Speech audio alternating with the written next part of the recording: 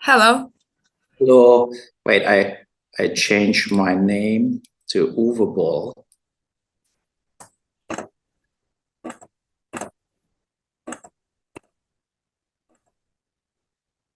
Okay, here I am. Nice to meet you. Nice to meet you. Thank you for participating. Yeah, no problem, no problem. Are you taping it right now, or you do the interview, or who's doing the interview? You do the interview, or what we doing? Yeah.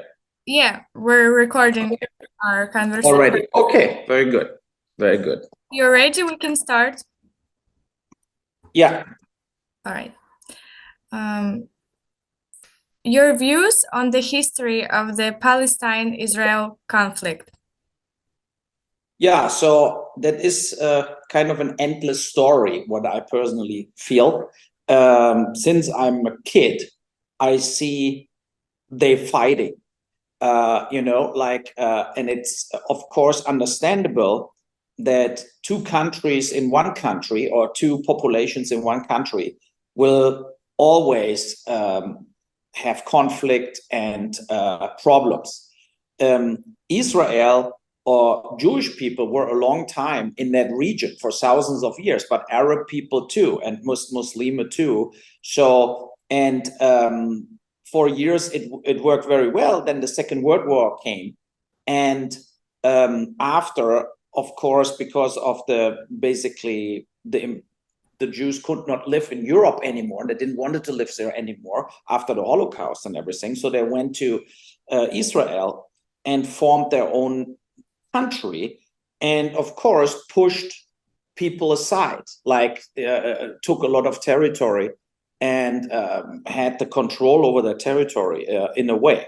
So, but from the aggression, like terror groups like the Hamas, they developed out of the region, the Hezbollah and so on. And I saw, since I'm a child, always this kind of, they do a terror attack and Israel answers. There's always a retaliation, right? So it's like, and a lot of times when I was young, I was more on the side of the Palestinian people, like the Palestina. I was more of the side on the Arab side, because I felt that they retaliated too much, too brutal. You know, if you have a terror person who blows himself up in Jerusalem, but then you kill blocks of houses in the Lebanon, or at that point, I felt that they were a little over the top reacting to this. So, and now the situation right now is, of course, a very problematic one, because this time the Hamas did a full-on attack, like almost like a war movement, and not a terror attack. That was more as a terror attack. So, and the Israelis, as we know from the past, they don't joke around, right? So they have a very strong army. They have top-notch weapons and are better equipped as anybody else in the region. And now it looks like they invade the Gaza Strip and will just go house to house to find the hostages, to find the Hamas terrorists and what so on. And I think there will be a very big humanity disaster happening. Wait 1 second, somebody tries to reach me. Wait 1 second. I'm sorry. I have to shut it for a second. Okay, I'm back. Sorry about that. Okay. Yeah. And yeah, I mean, we would all hope that peace will come, but I don't see in that region a chance for peace in a way. I think there are too many interests, too many different countries, and that will never calm down in a way. Yeah. Do you think it's their religions conflict, or just about the area? I think it's both. I think it has the religious situation. We all know, I think that in general, the Islam is this kind of like, even if they say peace upon you, right? So, but they are aggressive, and they have a lot of terror attacks in Europe too. You know, where we had in Berlin now big demonstrations on the road from all the Lebanese. They were like on the, like, kill the Jews, kill the Jews. They were running through Berlin. And that is this kind of a racist, anti-religious, anti-Semitic underswelling what is there the whole time, you know, where they basically want to get rid of them. And yeah, but a lot of Jews is a religion, right? It's not a race. So it's like you have Jews, they looking blonde and Caucasian, and you have Jews, they look total Arab. And that is the thing what I don't get, why they're so like losing it on each other. They should just coexist, and should let them. I think religion is a private thing, right? So you can be religious or not, but it shouldn't interfere with public life in a way of politics or even war.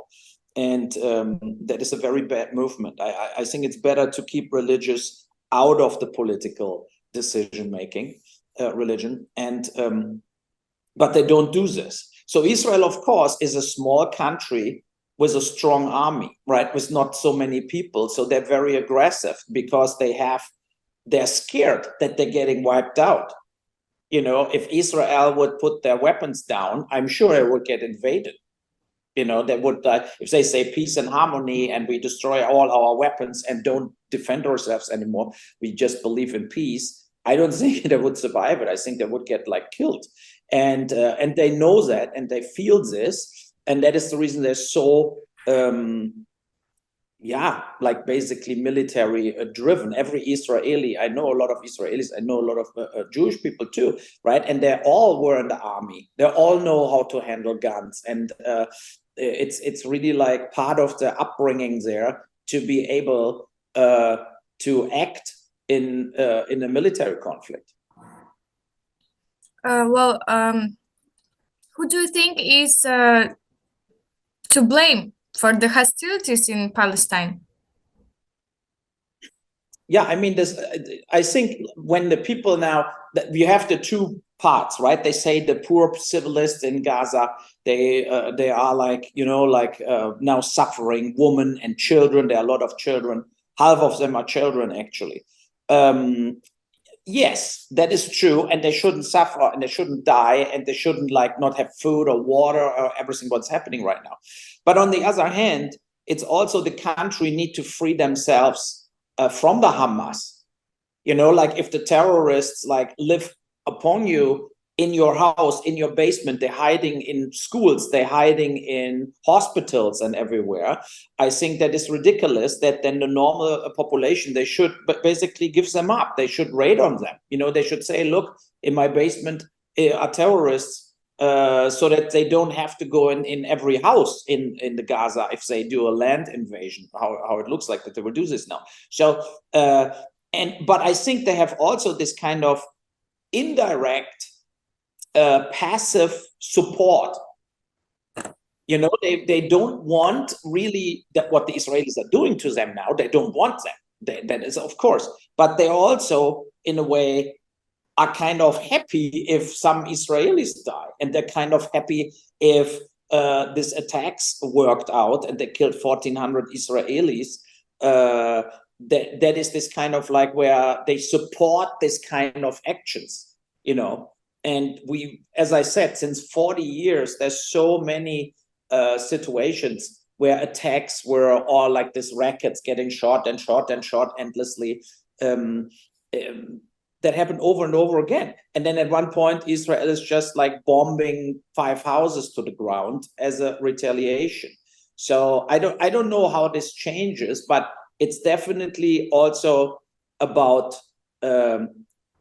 like school building, you know, like this kind of like when you learn something about history, you learn or you in a school and you learn about the world, that makes it less and less normal, I think, for people with more school education to run around and shoot babies in the head, you know, or people like they rape people and kill them. I think that is just that is like animals, you know. It's like totally unacceptable what they did this time to that Israel, to that party stuff, people, the party crowd there, and so on. I mean, it's absolutely, I don't even know how you can do this, you know. And when now a lot of people writing worldwide, they're writing, but the Israel is doing the same, whatever. No, they're not, right? It's a totally different thing if you bomb a house.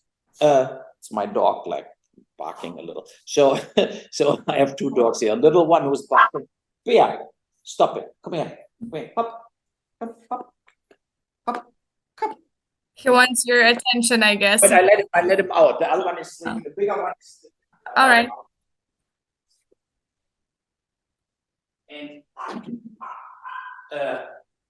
And so it's this kind of, I think the Israelis are not like just killing innocent people because they love to do this, or raping themselves, people in Gaza or something. I see there a huge difference, right? So they are just getting out there for revenge and for their own security. So, and that is a huge difference to what we saw also with the IS, you know, like when in Iraq and everywhere where the Islamic State like chopped the head off people and stuff like this. I think that is just almost unbelievable how they can even do this, you know. So you can do that only if you think your opponent or the other person is not a human anymore. It's just like a chicken you can butcher or something, you know. It's like it needs a total mindset and emotional change of your view of this kind of Jews, for example, right? So that you don't see them as humans anymore. And I think that is absolutely ridiculous. I guess when they put on the uniform, maybe they're just getting like a cold blood, and that's all. No humanity.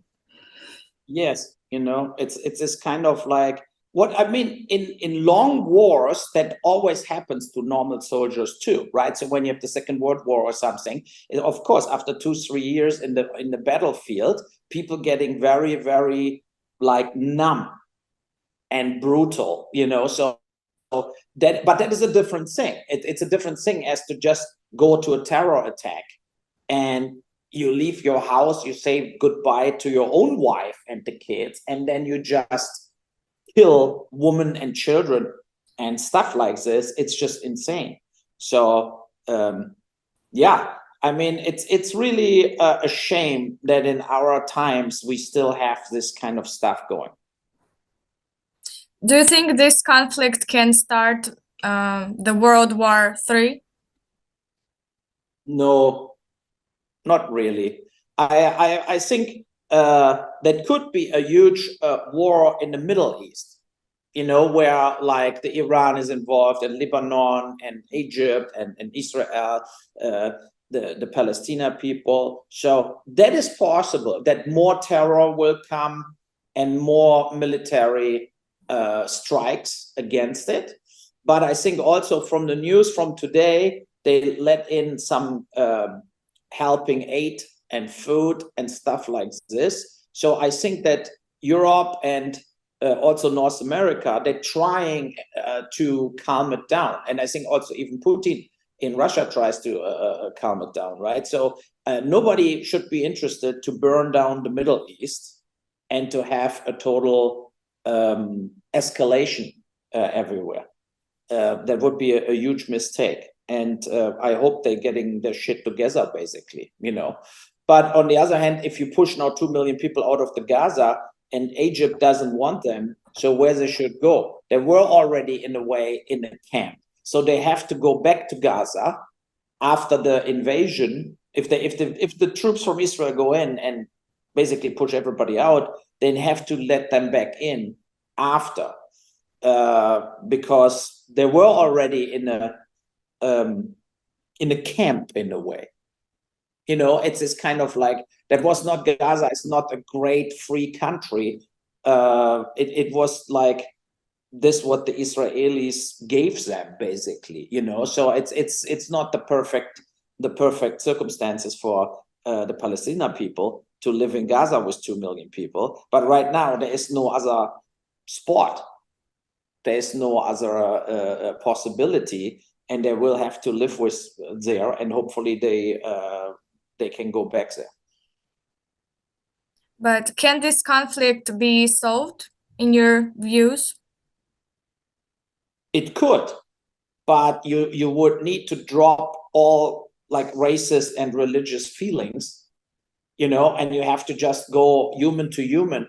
Let's get along and let's try to maybe have a border, have a two-state system, you know, and you know, extend maybe the Lebanon side and have more space there for the Palestinian people.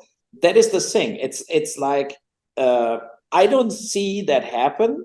I think that it would need totally different politics, like totally different people in power who really come to their senses and like do like a common sense decision and say, look, we have to think logic here. We don't want to kill us all, and we don't want to have an ongoing war. So it's time to give something up, and for both sides in a way, and for Israel territory definitely. But if they gain then kind of more security and less terror attacks and less threats, it could work, you know, but it will be a very long wait. It will be not easy. And right now in Israel, the government is very radical. You know, they are like hardliners in the government. They're not like soft people in the government who want peace. There are more people in the government right now. They actually think it's good. Now we can really show them we are the bosses here. And like showing the power, like we're controlling the everything, but I guess they're not. Do you have anything, any thoughts that you wanted to say about this topic? Yeah, I think we covered a lot already, you know. So, and I just hope we can get without like there are two things to it. In the whole Middle East, I'm a big enemy, and not an enemy, but I have a totally different opinion as America. So I think that America, in their foreign policy in the Middle East, since 40 years, created way more problems. And if they would never went there, if they would never did the first Iraq war, the second Iraq war, all that, the Arab Spring, you know, all that stuff was created mostly by American foreign policy, and that all ended up in total shit. It's not better now without Mubarak, without Saddam Hussein, whatever. You know, they were not like the greatest, best guys, but it was better as Iraq now.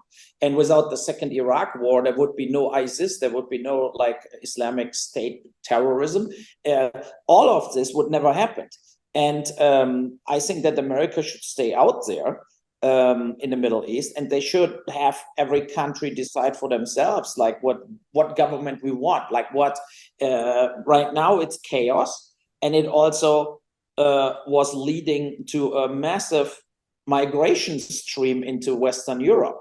You know, we have like 300 meters away from my house here is a migration camp. They're all the Somalis, Eritrean people, Senegal, they're coming from everywhere, you know. So, and that is the thing, it's that is unhealthy, and that is also for the German population now unacceptable. We have too many of them, you know. So, and they are not like really migrating, and people are very mad with them. So, and that is the thing where all of this basically in the Middle East created problems everywhere. And they should basically figure it out on their own, and they should leave them alone and be only like helping. You know, we should all like as Europe and North America or also China, Asia, we should try and there manufacturing there in Nigeria and all that countries. And I mean, the Middle East doesn't need our money because they have all the oil, but they should also like completely getting away from any form of violence.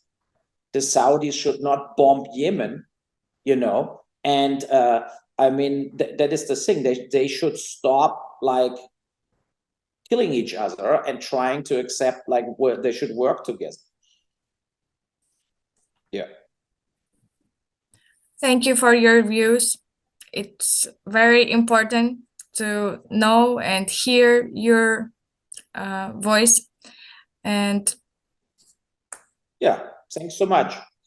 And I made a new film with the title First Shift, and it's sold to Eastern Europe and also to Russia. So it will get distribution everywhere, what is very good. Makes me happy. So it will come next spring out in also in all of Eastern Europe. oh, that's great. I'm looking forward to see it. Good. Yeah. Stay healthy, and and hopefully we do an interview where more peace is happening before. Okay. Thank you very much. Take care. Bye. Bye.